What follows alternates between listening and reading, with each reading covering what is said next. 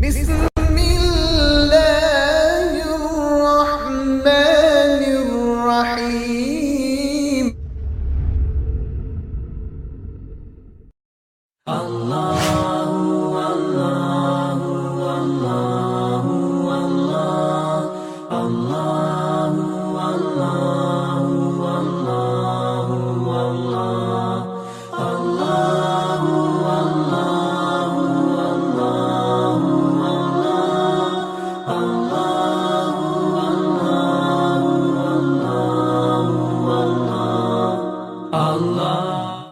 نحمده ونصلي على رسوله سيد الأنبياء والأولياء والصالحين وعلى آله الطيبين الطاهرين وأصحابه الراشدين المهديين. أعوذ بالله من الشيطان الرجيم. بسم الله الرحمن الرحيم. وَإِذَا سَأَلَكَ عِبَادِي عَنِّي فَإِنِّي قَرِيبٌ أُجِيبُ دَعْوَةَ الدَّاعِ إِذَا دَعَانِي فَلْيَسْتَجِيبُوا لِي وَلْيُؤْمِنُوا بِي لَعَلَّهُمْ يَرْشُدُونَ. صدق اللہ مولانا العظیم. جمیع حاضرین مکرم، انتہائی باوقار سامعین محترم،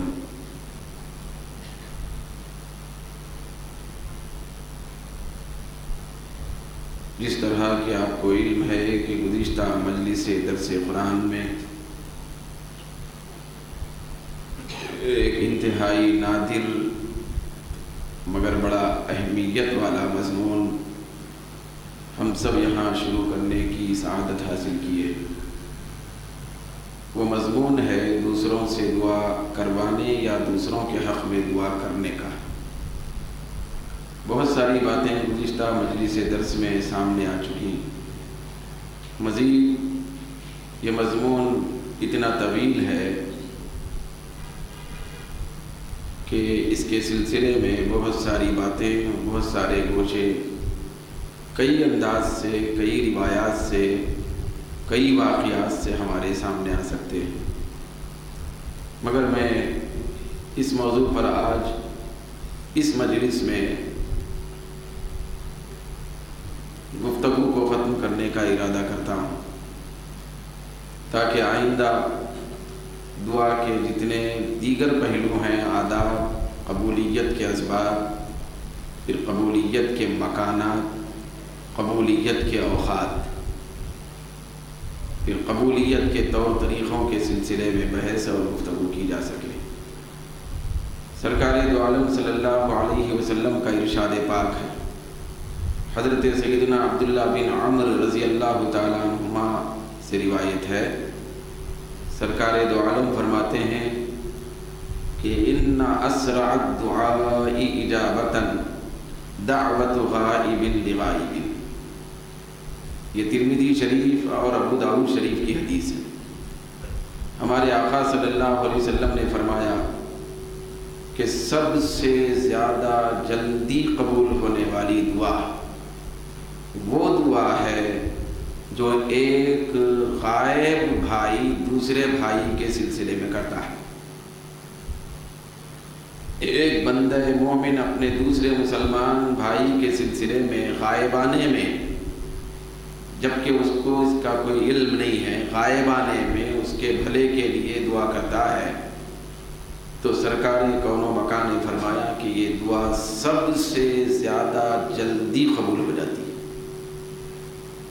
ان اسرع الدعاء اجابۃ، سب سے زیادہ جلدی دعا اگر قبول کرانا ہے تو دوسروں کے حق میں دعا کی جائے.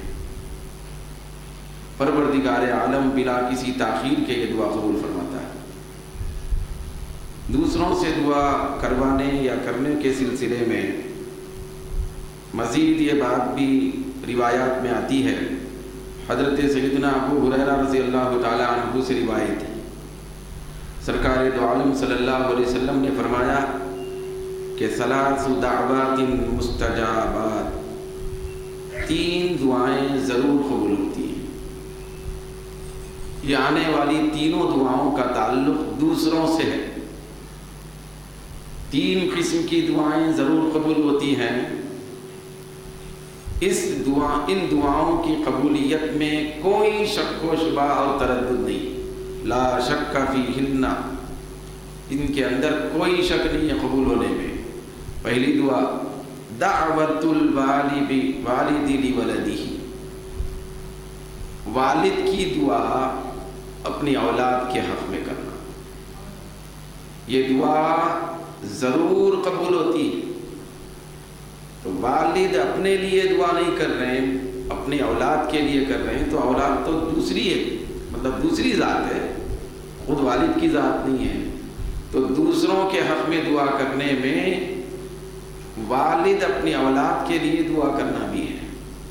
یہاں روایت میں والد بولا گیا، والدہ کا ذکر نہیں کیا گیا، تو شارحین فرماتے ہیں کہ جب والد کا ذکر کر دیا گیا تو والدہ تو بدرجہ اولا اس میں داخل ہو جاتی ہے، کیونکہ ماں کا حق تو اور زیادہ ہے، ماں کی محبت اور زیادہ ہے۔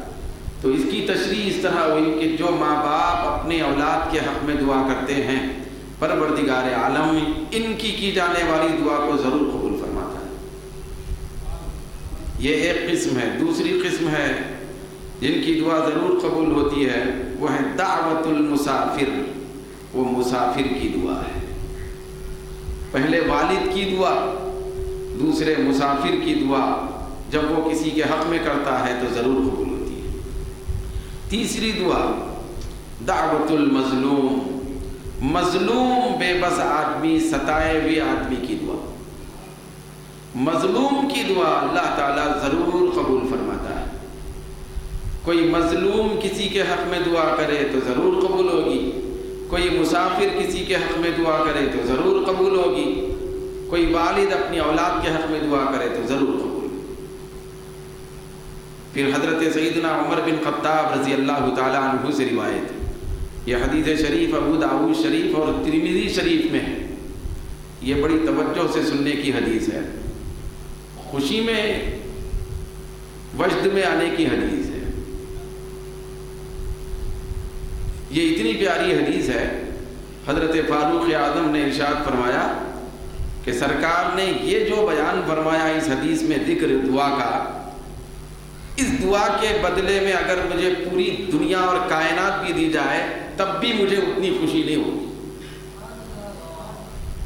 حضرت فاروق اعظم فرماتے ہیں کہ استأذنت النبی صلی اللہ علیہ وسلم، میں حضور کی بارگاہ میں حاضر ہو کر فی العمرتی، عمرے کے بارے میں اجازت لیا۔ یا رسول اللہ، مدینے میں تھے سرکار، حضرت فاروق اعظم کے دل میں خواہش پیدا ہوئی کہ مکے کو جا کر عمرہ کر کے آؤں، تو حضور کی بارگاہ میں حاضر ہوتے ہیں اجازت لینے کے لیے، عمرے کی اجازت، تو وہ خود فرماتے ہیں کہ فَأَذِنَ لِي، سرکار نے مجھے اجازت دے دی کہ اے عمر تم جاؤ عمرہ کر کے آؤ۔ مگر جب حضور نے اجازت مرحمت فرمائی، دوسرے ہی لمحے میں سرکار نے ارشاد فرمایا، کیا فرمایا؟ بڑا انتہائی مسرت والا جملہ ہے۔ حضور نے فرمایا اشرکنا یا اخی فی دعائک ولا تنسنا۔ حضرت فاروق اعظم دعا عمرے کی اجازت طلب کر رہے ہیں، بھئی عمرے کی اجازت لے رہے ہیں، سرکار دو عالم عمرے کی اجازت دے کر فرماتے ہیں کہ اے میرے بھائی عمر، تم ہم کو تمہاری دعاؤں میں یاد رکھنا۔ اے عمر، تم اپنی دعاؤں میں عمرے کے درمیان میں ہم کو شریک کرنا، ولا تنسنا، ہم کو نہ بھولنا، دعا میں نہ بھولنا، دعاؤں میں یاد رکھنا۔ اس لمحہ اب حدیث میں آتا ہے، فقال، حضرت فاروق اعظم نے فرمایا، فقال کلمۃ ما یسرنی ان لی بها الدنیا، سرکار نے میرے لیے یہ ایسا جملہ فرما دیا، غیر متوقع جملہ، مچل جانے کا جملہ، ایسا پیارا جملہ۔ سرکار نے فرمایا کہ اے عمر، اے میرے بھائی، تم اپنی دعاؤں میں مجھے بھی شریک کرنا اور نہ بھولنا دعا میں۔ تو یہ ایسی بات سرکار نے فرمائی کہ اس کے بدلے میں اگر دنیا بھی مل جائے، کائنات بھی مل جائے، وہ کائنات، وہ دنیا جس کے اندر زمین ہے، آسمان ہے، سورج ہے، چاند ہے، ساری دولتیں ہیں، نعمتیں ہیں، خزانے ہیں، مخزنے ہیں، معادن ہیں، دریائیں ہیں، ہر قسم کی دھاتیں ہیں، ساری نعمتیں ہیں، ساری راحت کی چیزیں ہیں، یہ ساری چیزیں دنیا کی اگر اس کلمے کے عوض میں مل جائیں مجھے، تو تب بھی مجھے اتنی خوشی نہیں ہوگی جتنی خوشی سرکار کے اس جملے سے مجھے ہوئی. کہ حضرت فاروق اعظم نے فرمایا. یہاں قابل غور باتیں ہیں. سرکار نے فرمایا حضرت فاروق اعظم سے کہ اے عمر اشرکنا، ہم کو بھی شریک کرو دعاؤں میں، یا اخی، اے بھائی. سرکار نے حضرت عمر سے فرمایا محبت میں، شفقتاً فرمایا، حضور نے رحمتاً فرمایا، لطف و کرم کے ذریعے سے فرمایا کہ اے میرے بھائی. کیا فرمایا حضور نے؟ کہ اے میرے بھائی عمر، اپنی دعاؤں میں مجھے شریک کرو، ہمیں یاد رکھو، نہ بھولو. حضور کا جملہ لطف و کرم پر مشتمل تھا، شفقت پر مشتمل تھا، محبت پر مشتمل تھا کہ سرکار نے حضرت عمر سے فرمایا تھا اے میرے بھائی.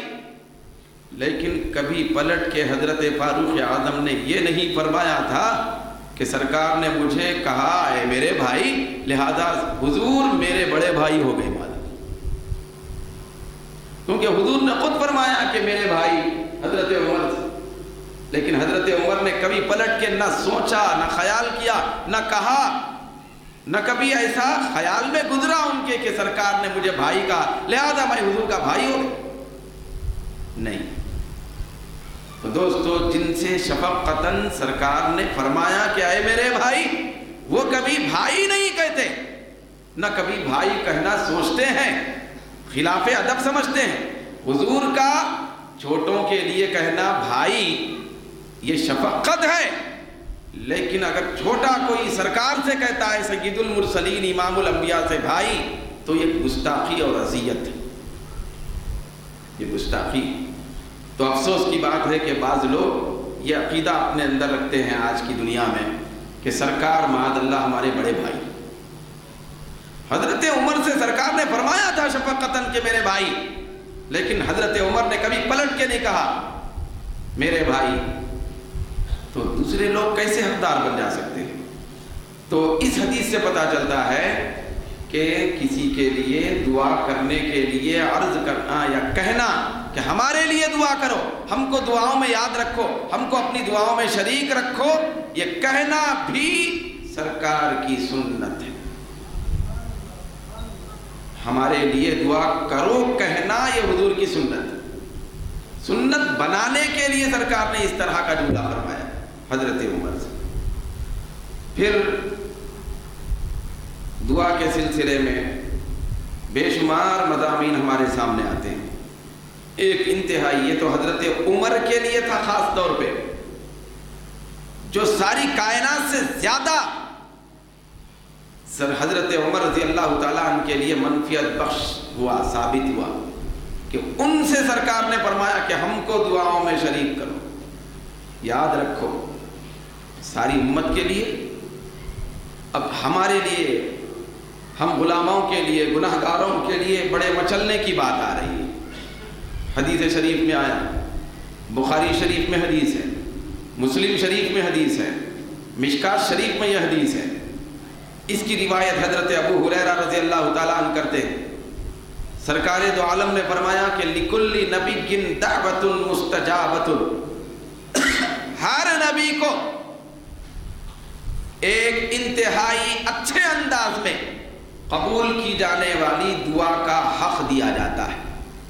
ہر نبی کو دعا ایک ایسی شکل میں دی جاتی ہے جو وہ امت کے حق میں کریں تو اللہ تعالیٰ امت کا بیڑا پار کرے گا. نبی کو اختیار ہوتا ہے، ہر نبی کو، کہ آپ اپنی امت کے حق میں کون سی بھی دعا کریں، ایک دعا کا اللہ تعالیٰ حق دے دیتا ہے. بھئی ایسے تو نبی کی ہر دعا قبول ہوتی ہے، لیکن خاص امت کے حق میں انتہائی فوقیت والی ایک دعا کا حق دیتا ہے، نبی کو دیتا ہے کہ آپ امت کے لیے دعا کریں. یہ خاص کوٹا ہے یہ حق ہے آپ کو خصوصی، لہذا یہ دعا کریں گے تو میں ضرور قبول کروں گا۔ تو سرکار نے فرمایا کہ ہر نبی کو ایک قبول کی جانے والی، کسی صورت میں قبول کی جانے والی، خصوصی انداز سے قبول کی جانے والی دعا کا حق ہوتا ہے۔ فَتَعَجَّلَ كُلُّ نَبِيٍّ دَعْوَتَهُ، ہر نبی اپنی دعا جو اپنی امت کے لیے کرنے کا حق ملا تھا اس کو انہوں نے جلدی کر دی۔ ہر نبی نے اپنے امت کے حق میں دعا کرنے کا جو حق خاص اللہ نے دیا تھا، اس سلسلے میں ہر نبی نے، مجھ سے پہلے ہر نبی نے دعا کر لی اپنی امت کے حق میں۔ لیکن سرکار فرماتے ہیں کہ وَإِنِّي اِخْتَبَأْتُ دَعْوَتِي شَفَاعَةً لِأُمَّتِي إِلَى يَوْمِ الْقِيَامَةِ، لیکن جب اللہ نے مجھے بھی اختیار دیا کہ اے میرے محبوب، آپ کو بھی میں خصوصی اختیار دے رہا ہوں ہر نبی کی طرح کہ آپ اپنی امت کے لیے دعا کر لیں، کون سی بھی دعا کر لیں، ایک خصوصی حق ہے۔ ہر نبی نے وہ حق استعمال کیا، لیکن سرکار فرماتے ہیں کہ میری اس دعا کا حق اٹھا کے قیامت کے دن کے لیے رکھا ہوں۔ میں دنیا میں وہ حق دعا کا استعمال نہیں کیا ہوں، وہ اٹھا کے رکھا ہوں، وہ قیامت کے دن میری امت کے لیے شفاعت کی صورت میں سامنے ہوگا۔ حضور فرماتے ہیں کہ فَهِيَ نَائِلَةٌ إِن شَاءَ اللَّهُ تَعَالَى مَن مَاتَ مِنْ أُمَّتِي لَا يُشْرِكْ بِاللَّهِ شَيْئًا، بخاری مسلم کی حدیث ہے۔ سرکار فرماتے ہیں ہر نبی نے اپنی امت کے لیے دیے جانے والے خصوصی دعا کے حق کو استعمال کر لیا، میں اٹھا کے رکھا ہوں قیامت کے دن کے لیے۔ میں انشاءاللہ قیامت کے دن میری امت کے گناہگاروں کے لیے اس حق کا استعمال کروں گا، اور وہ دعا میرے اس ہر امتی کے لیے فائدہ مند ہوگی قیامت کے دن، جس کا انتقال ایمان کی حالت میں ہوگا، چاہے کتنا ہی بڑا گناہگار کیوں نہ ہو، چاہے کتنا ہی بڑا خطا کار کیوں نہ ہو، چاہے کتنا ہی بڑا سیاہکار کیوں نہ ہو، اگر اس کا انتقال، اس کی موت میری محبت میں اور اللہ کی محبت میں ہوئی ہو، ایمان پہ خاتمہ ہوا ہو، چاہے وہ کتنا ہی بڑا گناہگار کیوں نہ ہو، وہ میری دعا سے قیامت کے دن بخشا جائے۔ میری امت کے گناہگاروں کے لیے وہ دعا اٹھا کے رکھا ہوں۔ ذرا دیکھیں ہمارے آقا کو ہم سے کتنا پیار ہے، کتنی فکر ہے، امت کی کتنی فکر ہے، پھر امت کا کتنا خیال ہے۔ ہم گناہگار ہیں، ہم کو اپنی ذات کا اتنا خیال نہیں جتنا گنبد خضرا کے مکی کو اپنا خیال ہے، ہمارا خیال ہے۔ تو حضور نے دعا اٹھا کے رکھی، امت کے لیے کی جانے والی دعا وہ محفوظ ہے، اس کا استعمال سرکار نے وصال کے وقت تک بھی نہیں فرمایا، قیامت کے لیے اٹھا کے رکھی۔ پھر آپ بتائیں قیامت سے زیادہ ہولناکی کا کوئی دن ہوگا؟ قیامت سے زیادہ پریشانی کا کوئی دن ہوگا؟ قیامت سے زیادہ انتہائی پریشان کن حالات سے زیادہ کوئی اور دن ہوگا؟ اس دن کے لیے سرکار نے ہمارا خیال کرتے ہوئے ہمارے حق میں کی جانے والی دعا کو اٹھا کے رکھا ہے۔ وہاں میدان محشر میں سرکار دعا کریں گے امت کے لیے۔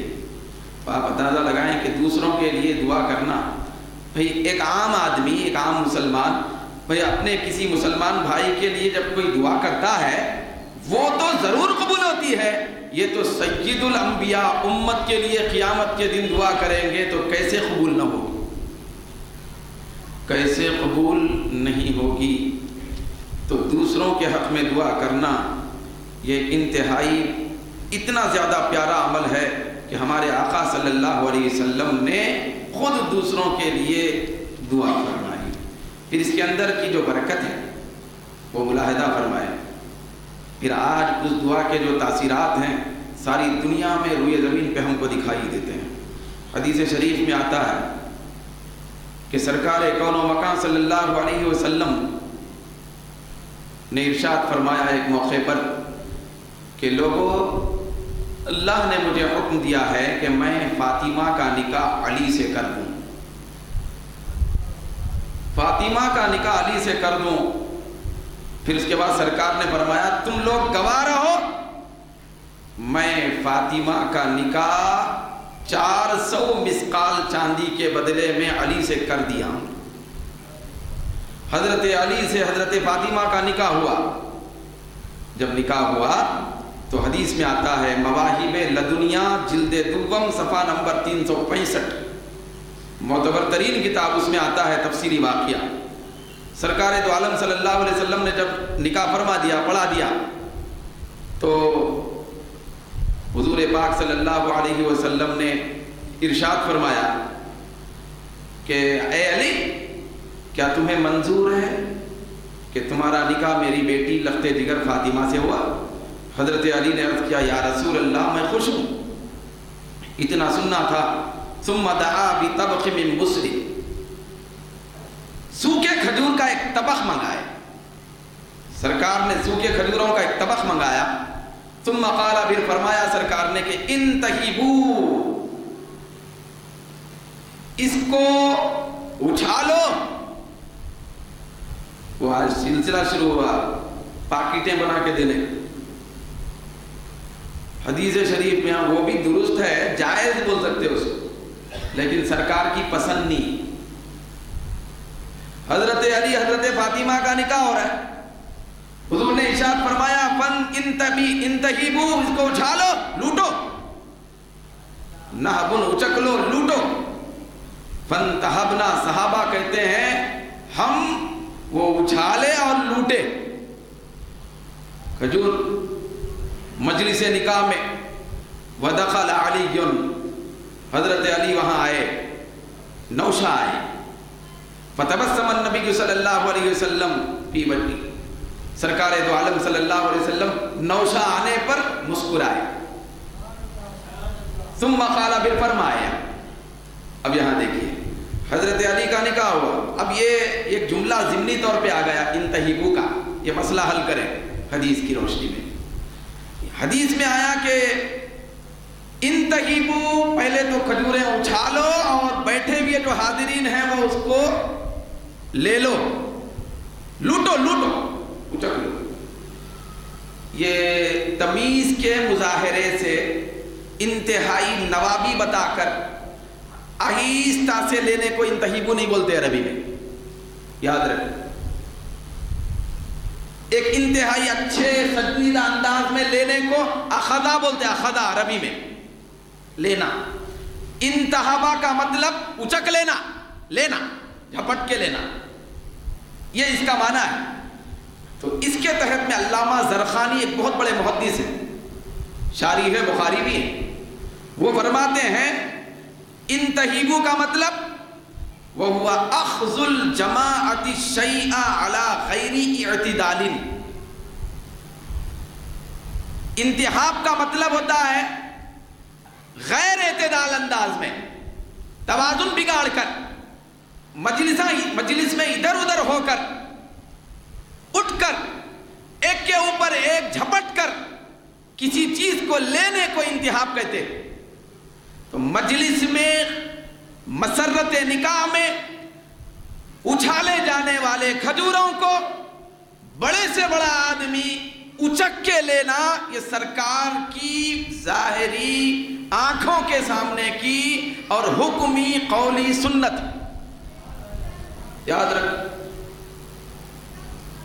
تو جہاں تک ہو سکے ہم وہ پاکیٹیں بنا کے تمیز سے ایسا کرسیوں پہ تقسیم کرنا یہ جائز ہے، لیکن سرکار کی سنت اور سرکار کی پسند نہیں۔ تو یہ کہاں بانٹے ہیں؟ مسجد میں بانٹے ہیں، روزے داروں کو بانٹے ہیں، کہیں کوئی اور مجلس میں ایک انتہائی اچھے انداز سے پاکٹ بنا کے کھجور تقسیم کریں، لیکن مجلس نکاح میں کھجوروں کی تقسیم کے سلسلے میں سرکار نے فرمایا اس کو اچھالا جائے، پھر بیٹھے ہوئے حاضرین اس کو اچک کے لوٹے، یہ پسند ہے۔ تشریح خود آ گئی حدیث کے جملے کی ایک محدث کے ذریعے کہ کوئی بھی جماعت، بیٹھی ہوئی جماعت، باراتیاں، کسی چیز کو غیر اعتدال انداز میں اٹھ کے لینا۔ غیر اعتدال کا مطلب وہ ظاہری تمیز بتا کے نہیں، سنجیدگی بتا کے نہیں، وہ اچھالنا اور یہ ادھر سے لینا، چپ کے اٹھ کے ہاتھوں سے ایسا کھینچ لے لینا اس کو کہ کھینچ لینے کا مطلب وہ بازو سے کھینچ لینا لگیں گے، تو یہ اچک لینا، چھین لینا، اس کو اچک لینا، جھپٹ کے لینا، اس کو انتہاب کہتے ہیں۔ یہ سنت ہے مجلس نکاح میں۔ خیر یہ نکاح ہو گئی، حضرت علی کا حضرت فاطمہ کا نکاح ہو گیا۔ ہونے کے بعد سرکار نے دعا فرمائی، یہ موضوع سے متعلق یہ جملہ ہے، سرکار نے دعائیں فرمائی، جمع اللہ شملکما، اے علی اور فاطمہ، اللہ تعالیٰ تمہاری متفرق چیزوں کو جمع کر دے، تمہاری ذاتوں میں جو برکتیں، جو رحمتیں، اللہ کی جو عنایتیں الگ الگ ادھر ادھر ہیں، وہ تمہاری ذاتوں میں جمع ہو جائیں۔ یہ دعا فرمائی۔ پھر اس کے بعد سرکار نے دعا فرمائی، وبارک علیکما، پھر اللہ تم دونوں پر برکت فرمائے، وَأَخْرَجَ مِنْكُمَا كَثِيرًا طَيِّبًا، تم دونوں سے کثیر پاکیزہ اولاد نکالے۔ تو حضرت علی حضرت فاطمہ کے حق میں مجلس دعا میں سرکار نے دعا فرمائی مجلس نکاح میں کہ کثیر اولاد، پاکیزہ اولاد، طیب اولاد نکالے۔ اس کا ہی نتیجہ ہے کہ آج پوری روئے زمین پر سادات کرام کی کثرت پائی جاتی ہے، حضرت فاطمہ کی اولاد۔ تو یہ دعا فرمائی۔ فقال انس، حضرت انس جو صحابی رسول وہ فرماتے ہیں، فواللہ، خدا کی قسم، لقد اخرج اللہ منہم الکثیر الطیب، یقیناً اللہ تبارک و تعالی سرکار کی دعا کے تصدق میں دونوں ذاتوں سے کثیر اور پاکیزہ اولاد کو زیادہ سے زیادہ نکال دیا ہے۔ تو دوسروں کے حق میں دعا کرنا یہ مجلس نکاح میں بھی ہے، دوسروں کے سلسلے میں دعا کی جائے۔ اس کے بعد سرکار دو عالم صلی اللہ علیہ وسلم، ایک روایت میں آتا ہے کہ حضور نے خاص طور پہ دعا فرمائی دونوں کے حق میں، اللہم بارک فیہما، اے اللہ تو علی میں اور فاطمہ میں برکت نازل فرما، اندر برکت نازل فرما ان کی ذاتوں میں، وبارک علیہما، ان دونوں پر برکت نازل فرما، باطن میں برکت، ظاہر میں برکت، وبارک لہما فی نسلہما، ان دونوں کے خاطر ان کی نسل میں برکت نازل فرما۔ دیکھیے نکاح کا موقع ہے، دوسروں کے لیے دعا اور دوسروں کے حق میں دعا ہو رہی ہے، تو یہ دعا کرنا بہت بڑی چیز ہے۔ پھر اس کے بعد جب میں نے اس سے پہلے عرض کیا تھا کہ بہت ساری چیزیں ہیں جو ہمارے حاشیہ شعور میں نہیں، مگر وہ عمل کرتے جا رہے ہیں دوسروں کے حق میں دعا کرنے، جیسے نماز جنازہ ہے۔ نماز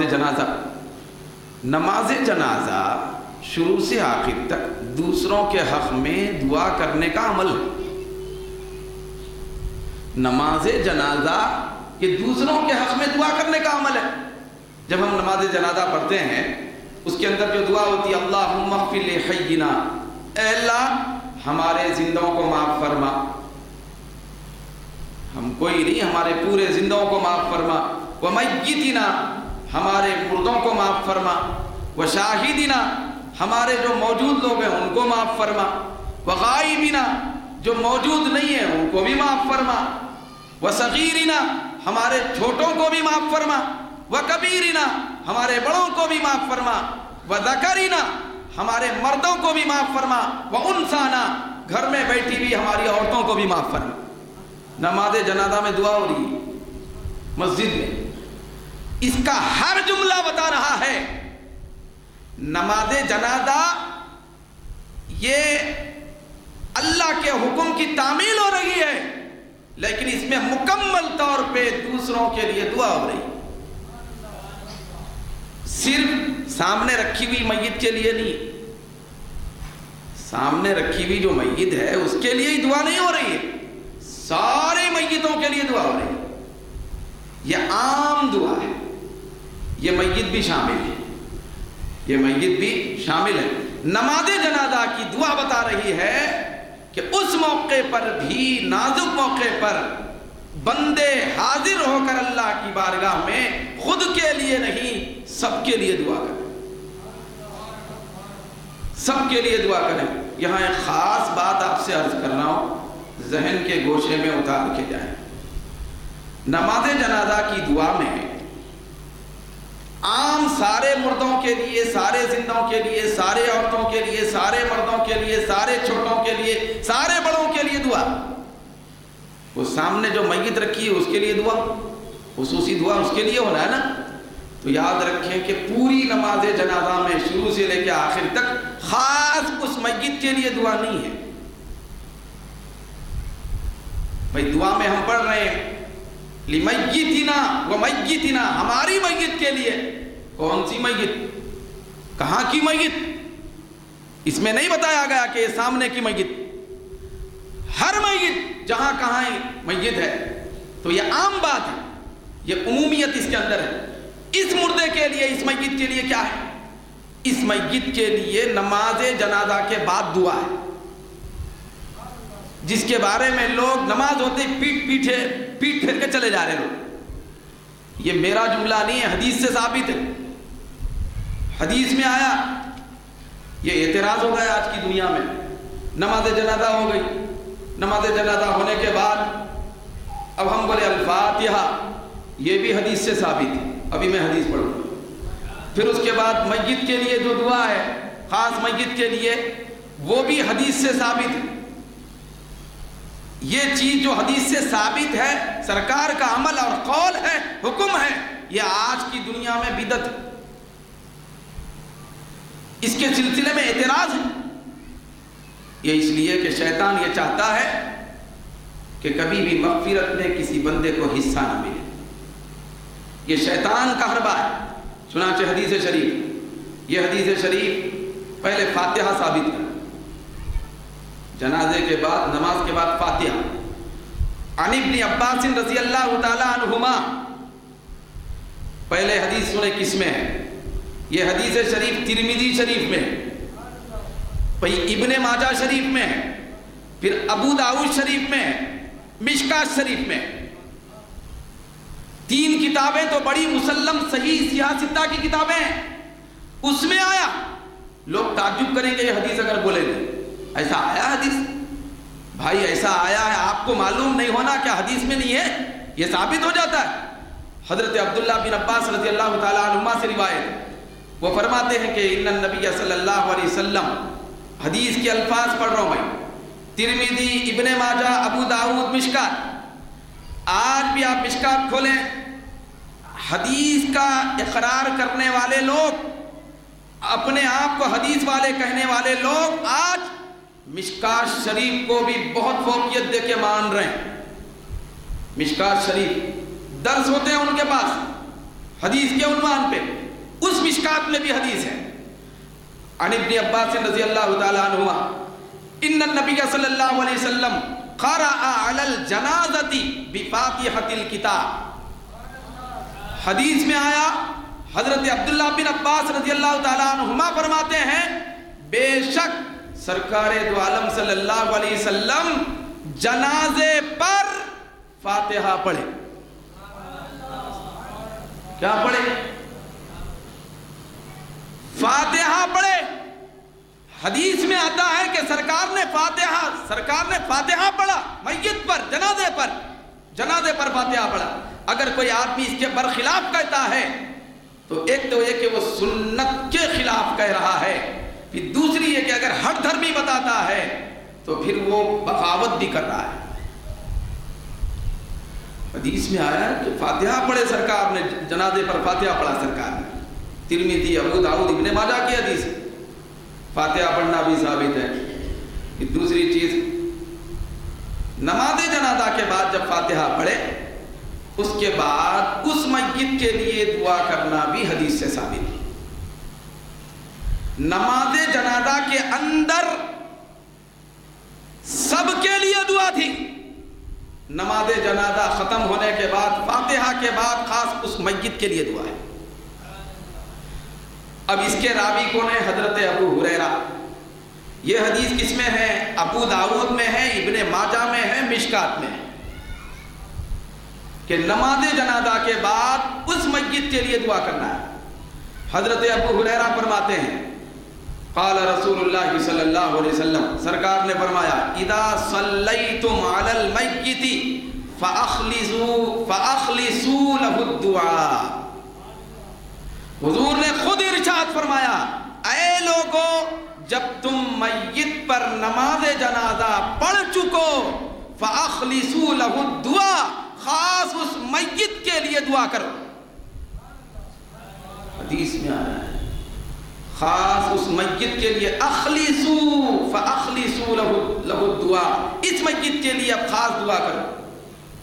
نماز میں جو دعا ہوئی اللہم اغفر لحینا و میتنا، یہ عام سارے میتوں کے لیے ہوئی، اس میت کے لیے دعا نماز جنازہ کے بعد فاتحہ، فاتحہ کے بعد خاص اس میت کے لیے دعا کرو،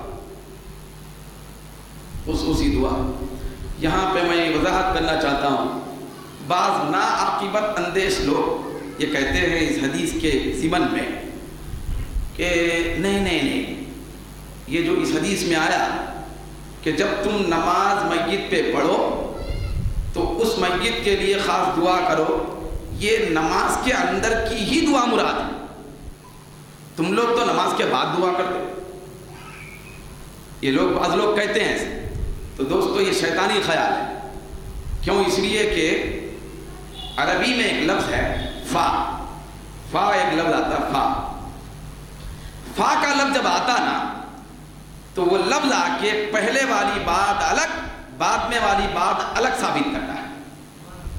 فا جیسے قرآن مجید میں آیا فَإِذَا طَعِمْتُمْ فَانْتَشِرُوا، جب تم کھا لو تو زمین میں پھیل جاؤ۔ پلیٹاں لے کے پھیلنا مراد نہیں ہے، اندر ہی کھانا پورا ہونے کے بعد زمین میں چلے پھیلو، اٹھو جاؤ۔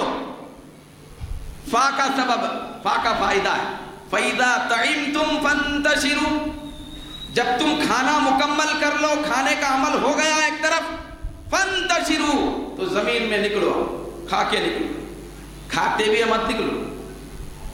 پھر ایک مقام پہ اللہ رب العزت نے سورہ جمعہ میں فرمایا فَإِذَا قُضِيَتِ الصَّلَاةُ فَانْتَشِرُوا فِي الْأَرْضِ، جب تم جمعہ کی نماز پڑھ لو، جمعہ کی نماز ادا کر لی جائے، فَانْتَشِرُوا فِي الْأَرْضِ تو زمین میں پھیل جاؤ۔ تو یہاں پہ بھی نماز جمعہ کی ہونے کے بعد فَانْتَشِرُوا فِي الْأَرْضِ زمین میں نکلنا ہے، زمین کاروبار کے لیے، دھندوں کے لیے، دیگر مصروفیات کے لیے، ایسا نہیں نماز میں ہی نکل کے چلے جانا ہے۔ یہ کس کا فائدہ ہے؟ فا آ کے بتاتا ہے، جیسے یہ دو مثالیں میں نے دی، ٹھیک اسی طریقے سے یہاں آ رہا ہے اِذَا صَلَّيْتُمْ عَلَى الْمَيِّتِ فَأَخْلِصُوا لَهُ الدُّعَاء، جب تم میت پر نماز مکمل پڑھ لو، نماز جب ہو جائے، نماز ادا کر لیا جائے، نماز کا عمل ختم ہو جائے، فَأَخْلِصُوا لَهُ الدُّعَاء، نماز کے بعد اب اس میت کے لیے دعا کرو۔ نماز میں دعا ثابت نہیں ہو رہی ہے، نماز کے بعد دعا ثابت ہو رہی ہے۔ کس سے؟ فا کے لفظ، فا کے لفظ۔ مگر جہالت بھی ایک چیز ہے آج، نہ فا معلوم نہ با معلوم، نہ تفسیر معلوم نہ تشریح معلوم، تو نماز جنازہ کے اندر کی دعا کے سلسلے میں لوگ زور دیتے ہیں۔ بعض پہلے تو انکاری کر دیتے کہ نماز جنازہ کے بعد دعا کرنا ہی غلط ہے، بعض تو اس حد تک چلے گئے ہیں کہ نماز کے بعد وہ جو دعا کرنا ہے وہ تو شرک ہے۔ نماز کے بعد دعا کرنا شرک، میت کو سامنے رکھ کے اللہ کے سامنے کھڑے ہوئے طرح دونوں ہاتھ باندھ کے ادب سے کھڑے رہنا، وہ شرک نہیں۔ نماز جنازہ میں ہاتھ باندھ کے کھڑے ہوتے ہیں میت کے سامنے، پیٹوں کے پیچھے تو جنازہ نہیں ہے، سامنے رکھا ہوا ہے۔ شرک تو نماز جنازہ ہی ہونا چاہیے۔ نماز جنازہ میں جب دونوں ہاتھ باندھ کر ادب سے یہ کھڑے ہونا جب شرک نہیں ہو رہا ہے، تو نماز جنازہ کے بعد میت کی مغفرت کے لیے دعا کرنے کے لیے ہاتھ اٹھانا شرک کیسے ہو؟ حدیث شریف میں آ گیا کہ میت کے اوپر جب نماز ادا کر لی جائے اس وقت تم اس کے لیے دعا کرو۔ بار بار یاد رکھیں، یہ حدیث شریف ابو داؤد ابن ماجہ کی ہے۔ تو غرض کہ میں بتانا چاہتا ہوں، بتانا مقصود یہ ہے، نماز جنازہ کے بعد بھی دوسروں کے لیے دعا ہے، نماز جنازہ کے دوران بھی دوسروں کے لیے دعا ہے۔ دعا کرنا ثابت ہے، دوسروں کے حق میں دعا کرنا۔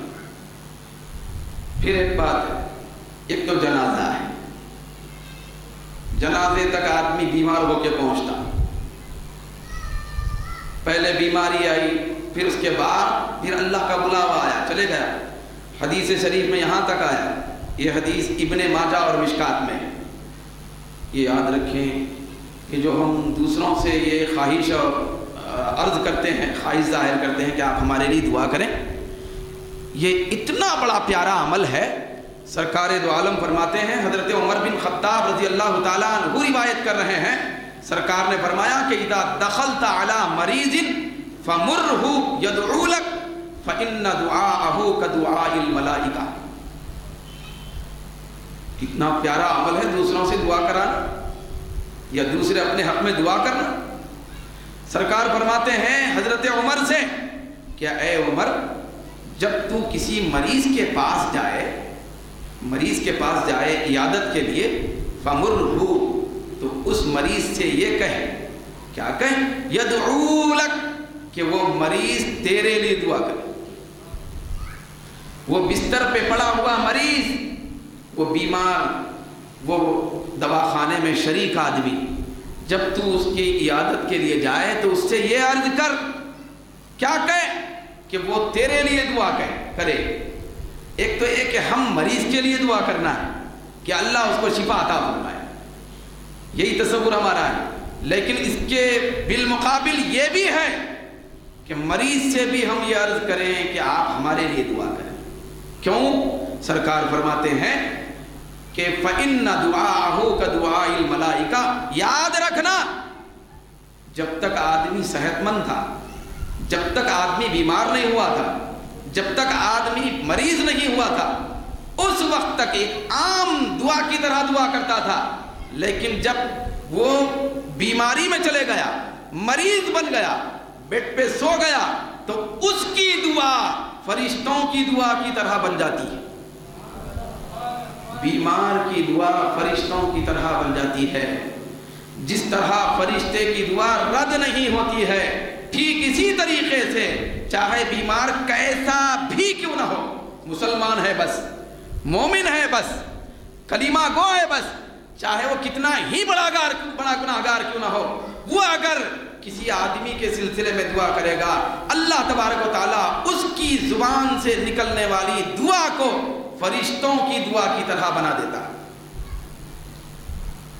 تو ایک طرف مریض صحت مند آدمی کے لیے دعا کرنا ہے، صحت مند آدمی مریض کے لیے دعا کرنا ہے، ایک دوسرے کے لیے دعا کرنے کے سلسلے کا نام ہی یہ دنیا کے اندر ایک دوسرے کے حقوق پورا کرنا ہے، ایک دوسرے کا حق پورا کرنا ہے۔ یہاں تک کہ روایتوں میں، واقعات میں، بزرگان دین کے عمل سے یہ ثابت ہے کہ اگر کوئی آدمی ہمارے حق میں برا چاہتا ہے، تب بھی ہم اس کے حق میں دعا کریں۔ برا بھی چاہتا ہے کوئی آدمی، ہم اس کے حق میں دعا کریں۔ یہاں تک کہ بہت بڑا پیارا عمل آیا ہے روایت میں، حضرت خواجہ فرید الدین گنج شکر رحمت اللہ تعالی علیہ کے والدہ محترمہ تھی، حضرت بی بی قرسم خاتون رحمت اللہ علیہ۔ حضرت فرید الدین گنج شکر رحمت اللہ علیہ جیسے جلیل القدر ولی کامل کی والدہ ہیں، ان کی والدہ۔ یہ فرید الدین گنج شکر کون ہے؟ یہ حضرت نظام الدین محبوب الہی کے پیر ہیں۔ پھر اس واقعے کو نقل کرنے والے بھی حضرت محبوب الہی ہیں۔ وہ فرماتے ہیں کہ میرے پیر فرید الدین گنج شکر رحمت اللہ علیہ کی والدہ محترمہ بہت زیادہ عبادت گزار تھی۔ پھر ایک شان ان کو یہ دی گئی تھی، وہ اپنی زبان سے جو دعا کرتی اللہ قبول فرماتا تھا۔ خواجہ فرید الدین گنج شکر رحمت اللہ علیہ کی والدہ اتنی مستجابت الدعوات، حضرت محبوب الہی فرماتے ہیں کہ ایک مرتبہ رات میں آپ نماز تہجد میں مصروف تھی، اتنے میں آپ کے گھر میں ایک چور داخل ہو گئے۔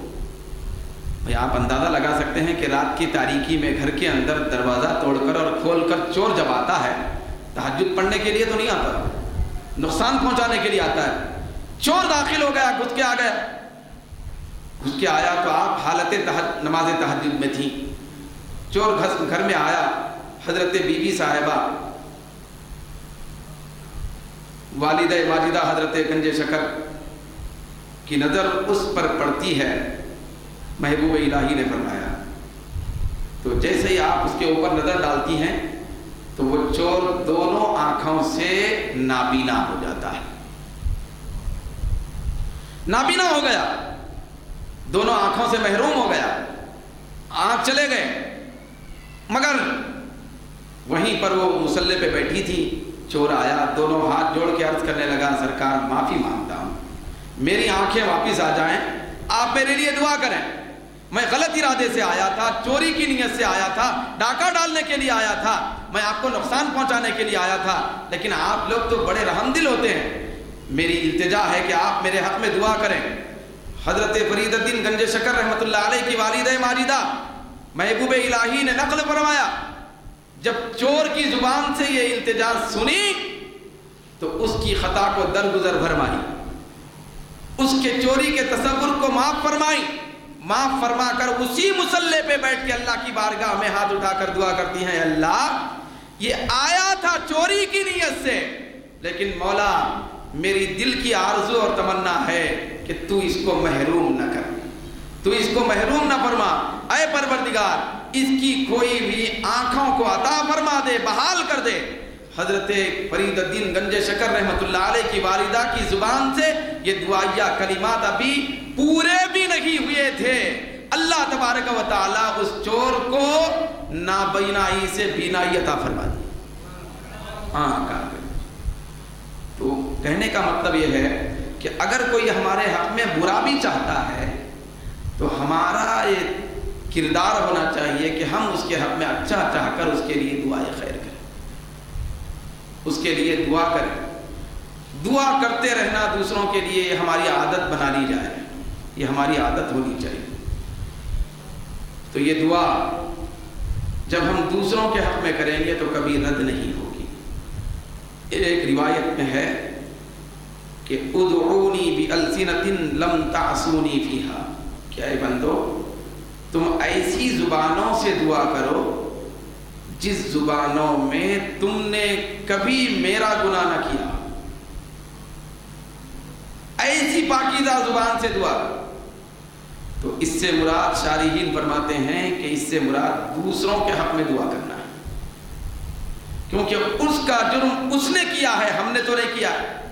جیسا کہ میں نے اس سے پہلے عرض کیا تھا، ہم جب اپنے منہ سے اس کے حق میں دعا کریں گے تو اللہ تعالیٰ ضرور اس دعا کو قبول فرمائے، مگر دعا کے اندر صرف دعا ہو منفیت والی دعا، کسی کی ہلاکت کی دعا، بربادی کی دعا، کسی کے لیے شر کی دعا کرنے کا حکم نہیں ہے۔ شر کی دعا، کسی کو نقصان پہنچانے کی دعا سے بچا جائے۔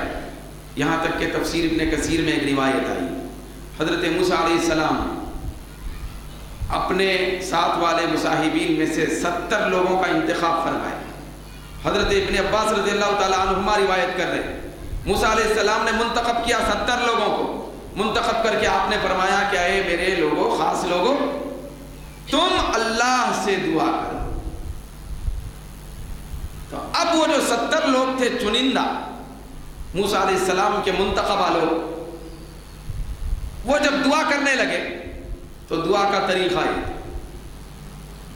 یہ تھا، انہوں نے دعا یہ کی کہ اللہم اعطنا ما لم تعطه احدا قبلنا ولا تعطه احدا بعدنا فکرہ اللہ تعالی ذلك من دعائهم فاخذتهم الرجفہ۔